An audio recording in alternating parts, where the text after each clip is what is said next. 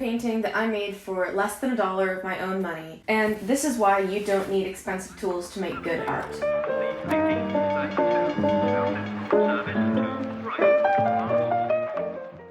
As a young artist, I know how expensive supplies can be, and I also know as a college student living at home that I don't really have money to spend on really expensive supplies all the time. Lots of art supply review videos I've seen claim that there's a huge difference when comparing cheap versus expensive art supplies. And sure, there's a difference in the performance of the product, but the outcome of the artwork often has nothing to do with the quality of the supplies. The entire idea of the starving artist comes from the fact that a lot of common art supplies tend to cost a lot of money, and so if you devote yourself fully to your craft, or go to school to learn it, you're gonna be broke. But what we forget is that art is subjective, and half the time only experienced artists can really tell that your materials are cheap. Loads of famous artists' most popular works were not created in a fancy studio using $50 paints anyways. In fact, many of today's most famous contemporary artists get their start with street art, sidewalk chalk art, found object sculpting, and recycling collages. Remember kids, a blank wall is a free canvas. This evidence all points to one fundamental truth that we forget a lot. Money does not make you a good artist.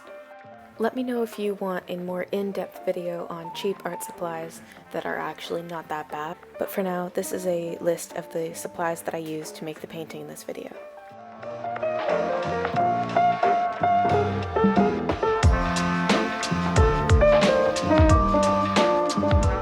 So to make good art, you don't need good materials and supplies, you just need skills and imagination. For example, the knowledge that blue, yellow, and red are the primary colors from which you can create basically any other color is really important. A decent knowledge of color palettes and color theory is also extremely helpful. Innovation and resourcefulness are two of the most important skills you can have as an artist. You could make a paintbrush with a stick and some tape and a clipping of your hair.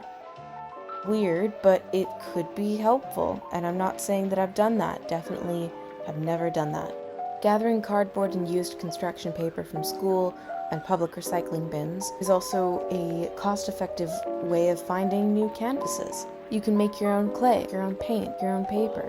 The point is that once you start thinking like this and seeing everything with its potential, you'll start to realize that you often don't need to even buy new things to create. Art doesn't have to be expensive or complicated. I like it a lot. It's been a while since I painted. This is fun.